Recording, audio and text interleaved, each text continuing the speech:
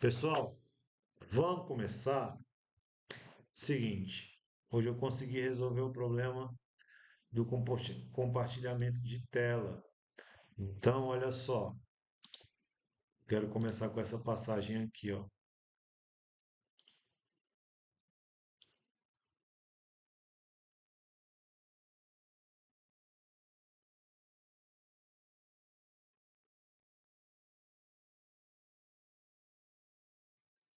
Apareceu aí para vocês? Deixa eu esperar aparecer aí. Apareceu. Muitas vezes e de diversos modos, outrora falou Deus aos nossos pais pelos profetas. Ultimamente nos falou por seu Filho, que constituiu o herdeiro universal, pelo qual criou todas as coisas. Esplendor da glória de Deus e imagem do seu ser, sustenta o universo com o poder da sua palavra. Depois de ter realizado a purificação dos pecados, está sentado à direita da majestade, no mais alto dos céus, tão superior aos anjos, quanto excede o deles o nome que herdou. Pois a quem dentre os anjos disse Deus alguma vez: Tu és o meu filho, eu hoje te gerei? Ou então eu serei para ele um pai e ele será para mim filho? O que nós queremos hoje, certo? É ressaltar é isso aqui.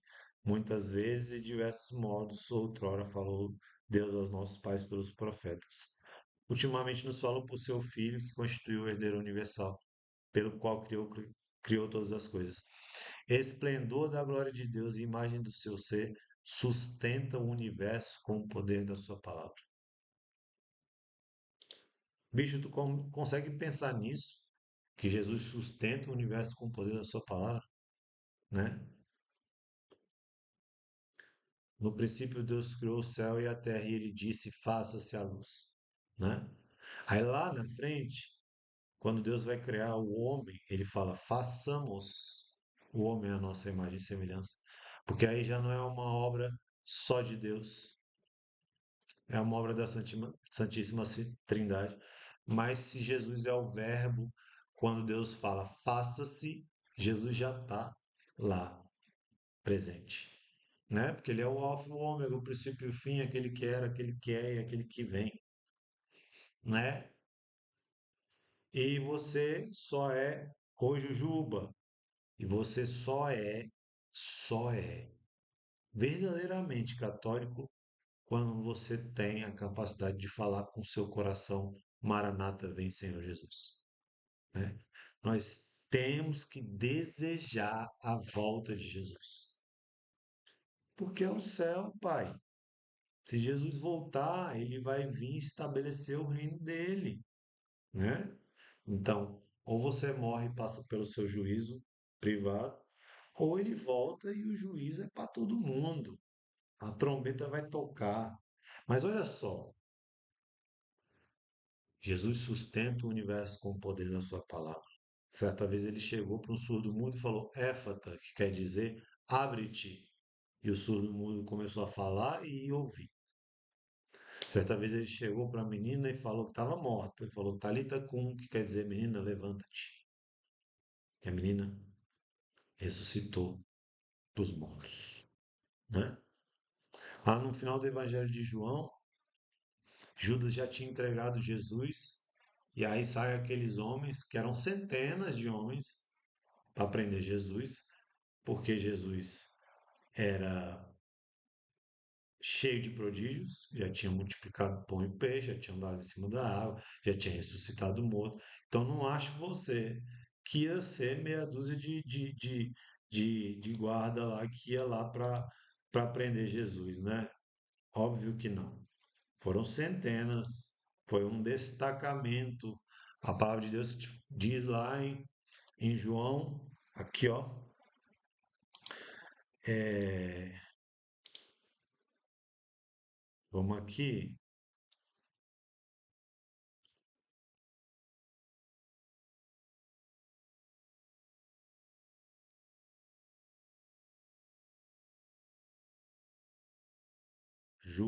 São João, capítulo, sai propaganda,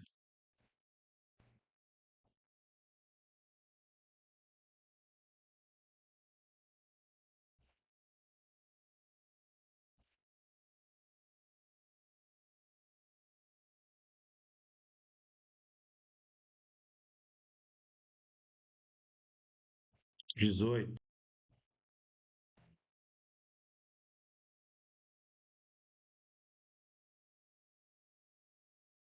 Depois dessas palavras, Jesus saiu com seus discípulos além da torrente de Cedron, onde havia um jardim no qual entrou com seus discípulos. Judas, o traidor, conhecia também aquele lugar porque Jesus ia frequentemente para lá com seus discípulos.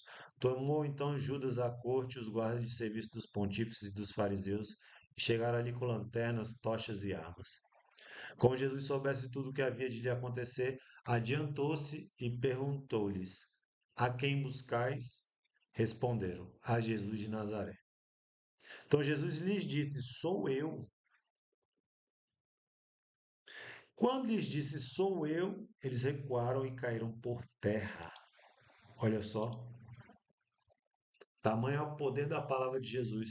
Não só porque a palavra dele em si tem poder, mas quando Jesus fala sou eu, remete lá à primeira vez que Deus revelou seu nome a Moisés, no Êxodo 3,14, dizendo: Meu nome é Eu Sou. Então, quando Jesus diz sou eu, ele está falando: Eu sou Deus, né? Vocês veem aí um nazareno, vocês veem um barbudo, vocês veem um cabeludo, vocês veem um vagabundo que senta com pecador, com prostituta, com publicano. É, vocês veem isso, mas eu sou Deus, né? Não é à toa que do no quarto mistério luminoso, né, que foi instituído por um santo, São João Paulo II, nós refletimos o quê?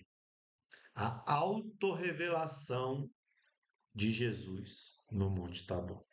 Tem gente que fala transfiguração, né? Em muitos lugares se fala transfiguração, mas é muito melhor, muito mais acertado você falar autorrevelação. Porque para aqui e pensa comigo.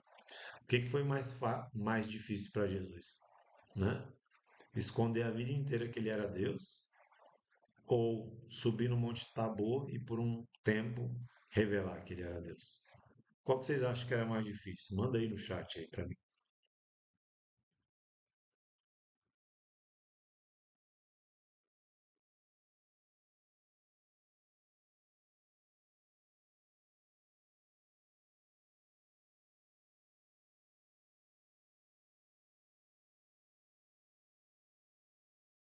Manda aí no chat para eu saber qual é a opinião de vocês.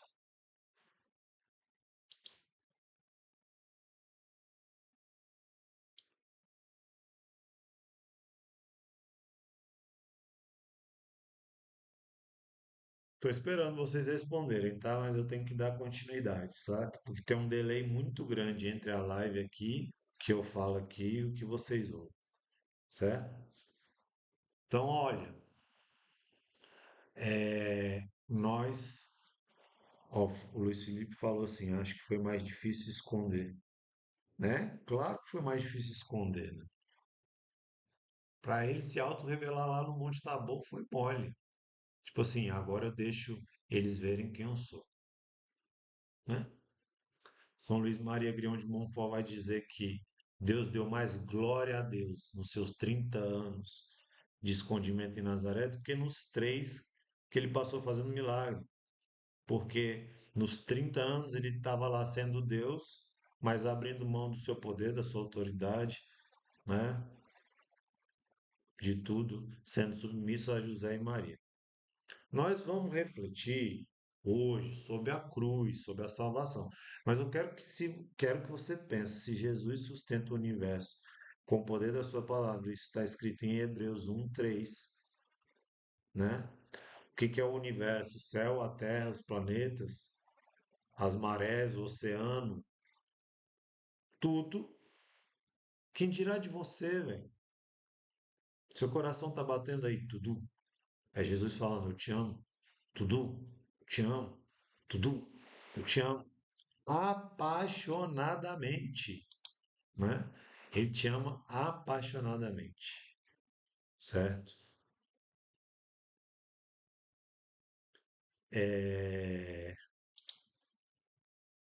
O que nós temos aqui, quando diz o catecismo, eu vou aqui compartilhar a tela para vocês verem, tá? Tá aqui, ó. A boa nova, Deus enviou o seu filho. Quando chegou a plenitude dos tempos, Deus enviou o seu filho, nascido de uma mulher e sujeito à lei, para resgatar os que estavam sujeitos à lei e nos tornar seus filhos adotivos. Essa é a boa nova de Jesus Cristo, Filho de Deus. Então preste atenção que o catecismo ele cita onde está isso na Bíblia, Gálatas 4, certo? Deus visitou o seu povo e cumpriu as promessas feitas a Abraão, a sua descendência, e fê-lo para além de toda expectativa. E enviou o seu filho muito amado. Cara, isso é muito lindo, cara. Isso é muito lindo. Se a gente pega aqui, passagem famosíssima, né, que a gente lê no Natal, Isaías, certo?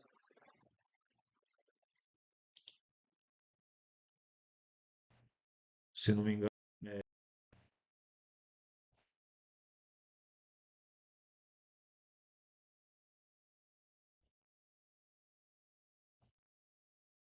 9. Olha que coisa linda. O povo que andava nas trevas viu uma grande luz. Sobre aqueles que habitavam uma região tenebrosa resplandeceu uma luz. Vós suscitais um grande regozijo, provocais uma imensa alegria. Rejubilam-se diante de vós como na alegria da colheita, como exultam na partilha dos despojos. Porque o jugo que pesava sobre ele, a coleira de seu ombro, a vara do feitor, vós o quebrastes, como no dia de Madian.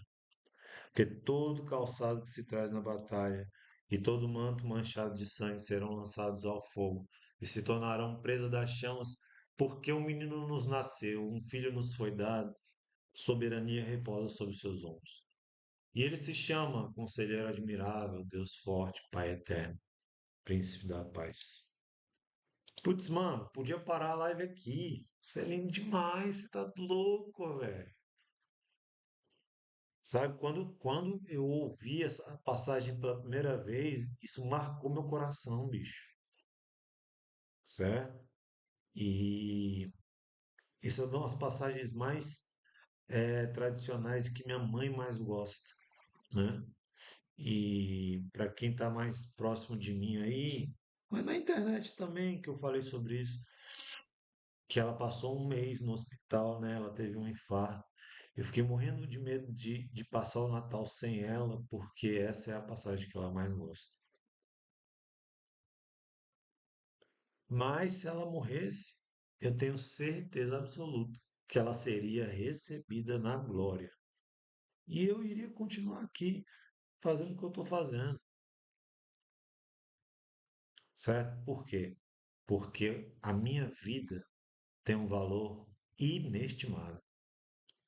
É o valor de um Deus crucificado.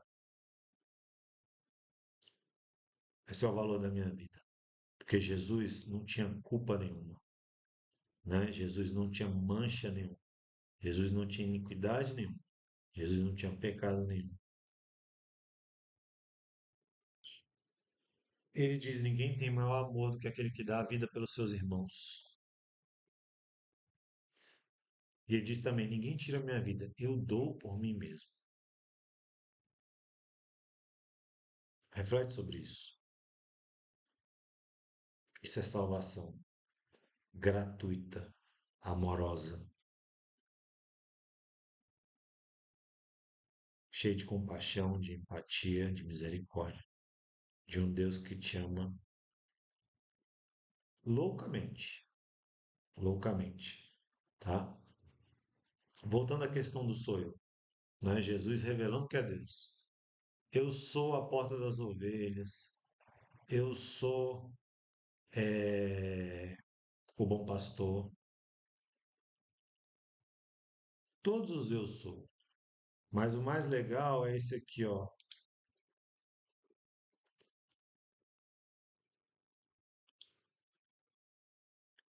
Em João 8, se não me engano, se não me falha a memória, nós temos aqui, ó.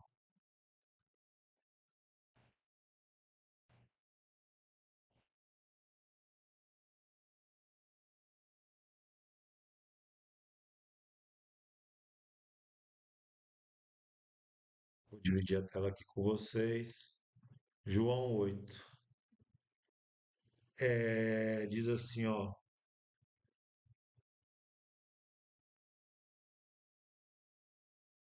Em verdade vos digo, se alguém guardar minha palavra, não verá jamais a morte. Disseram-lhe os judeus: Agora vemos que é possuído de um demônio. Abraão morreu e também os profetas, e tu dizes que se alguém guardar a tua palavra, jamais provará a morte. És acaso maior do que nosso pai Abraão? E entretanto ele morreu, e os profetas também. Quem, quem tu pretendes ser? Respondeu Jesus: Se me glorifico a mim mesmo, minha glória não é nada. Meu Pai é quem me glorifica, aquele que vós dizeis ser o vosso Deus.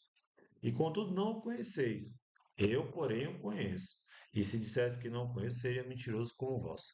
Mas conheço e guardo sua palavra. Abraão, vosso pai, exultou com o pensamento de ver o meu dia. Viu e ficou cheio de alegria. Os judeus lhe disseram: Não tens ainda 50 anos e viste Abraão? Respondeu-lhe Jesus: Antes que Abraão fosse, eu sou. Caraca, maluco! Tá doido. Jesus está com todas as letras aqui falando eu sou. O que naquela época lá, diante dos fariseus, foi uma loucura, blasfêmia, né? Mesmo blasfêmia do que ele falar aqui, que perdoa os pecados. É ele falar que ele é Deus, porque é a mesma coisa, né? Eles acreditavam que só Deus podia perdoar os pecados, certo?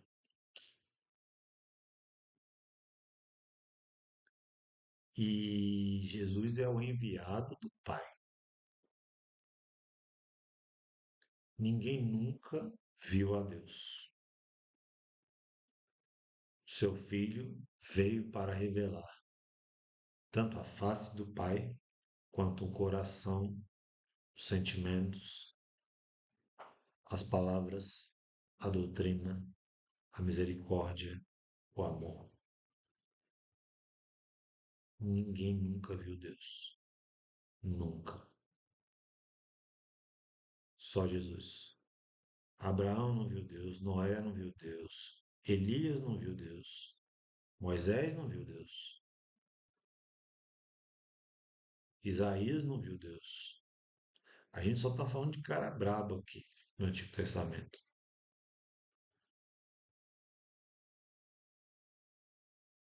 Pensa só, quando nós morremos, vamos passar pelo nosso juízo, quem vai nos julgar é Jesus. Porque Deus a gente só vê no céu.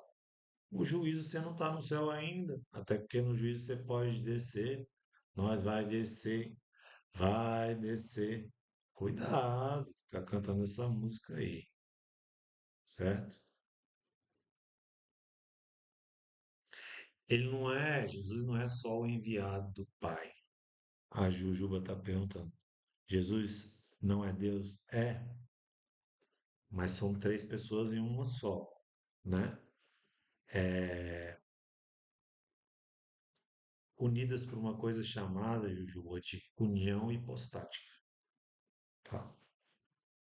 Mas quando você olha Jesus numa visão espiritual, ou quando aqueles homens, né, de 2000 anos olharam para Jesus, eles estavam vendo Jesus, né?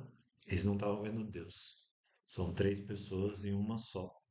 mas elas continuam tendo. é, Vou pegar aqui para dizer a palavra certa para você. Quando a gente estuda a doutrina da Santíssima Trindade.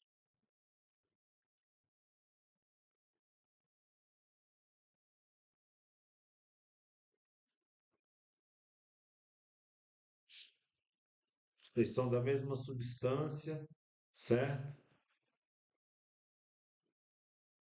Mas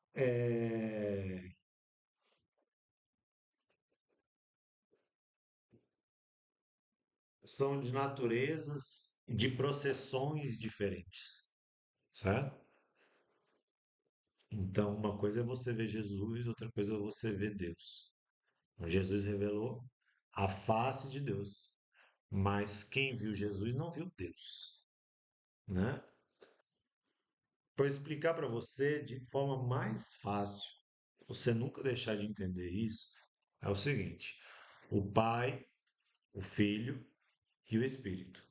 O Pai ama eternamente o Filho se sente eternamente amado pelo Pai, e essa relação de amor que existe entre eles é o Espírito Santo. Então, assim, Jesus é Deus, mas não é a mesma coisa, entende? Eles estão ligados por uma coisa chamada união hipostática, né?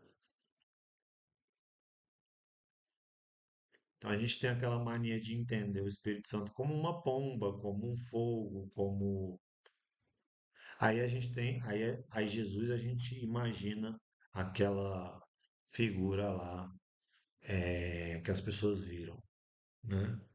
Ainda fica com aquela discussão besta se Jesus era negro, se ele era branco, se ele era louro, não importa, né? Aí nós também temos aquela imagem de Deus que é um velho barbudo com barba branca. Não, Deus é puro espírito, né? O homem deu características humanas para melhor se relacionar com ele, mas a gente só vai saber como ele é quando a gente se encontrar com ele lá no céu, tá, Júlio? Por isso que a gente tem que desejar tanto esse negócio, né? Entendido? O que mais que nós podemos falar de Jesus? Vamos pegar aqui o catecismo. Olha só que louco isso aqui. Isso aqui é muito bom para a gente refletir, né? Nós cremos e confessamos que Jesus de Nazaré, judeu, nascido de uma filha de Israel, em Belém, no tempo do rei Herodes, o grande, e do imperador César Augusto, carpinteiro de profissão, morto, crucificado em Jerusalém, sob o procurador Pôncio Pilatos, no reinado do imperador Tibério, é o Filho eterno de Deus feito homem. Por que que aqui a gente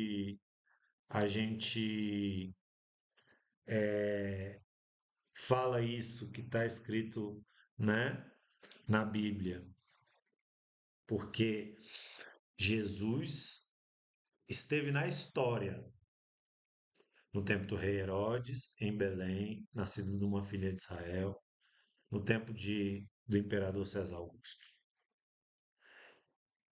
Morto, crucificado sob o procurador Pôncio Pilatos, no reinado do imperador Tibério. Isso aqui é histórico, certo? Não é uma invenção humana, é história. Aí a gente entra, aqui a gente está falando de história, aí a gente entra no que é espiritual, que ele saiu de Deus, desceu do céu, veio na carne, porque o Verbo fez-se carne e habitou entre nós. Nós vimos a sua glória, glória que lhe vem do Pai como Filho unigênito, cheio da graça e de verdade. Na verdade, foi da sua plenitude que todos nós recebemos graça sobre graça. Então pensa só,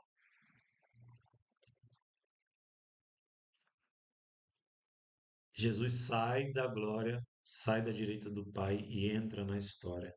o Verbo se faz carne, para que ele pudesse passar na carne dele tudo que a gente passa: solidão, tristeza, humilhação, dor, luto, alegria, felicidade, fome, sede, tudo ele experimentou, exceto o pecado, né? Porque só assim ele poderia provar ao ser humano que ele tem compaixão, que ele tem empatia. Por quê? Porque ele já sofreu tudo. Ele não só sofreu tudo, como ele sofreu mais, né? Ninguém sofreu como ele. Humilhado, abandonado, chagado, cuspido, escarrado, crucificado numa cruz, certo? Então, dessa forma, ele demonstra esse amor por nós que é gigante, certo?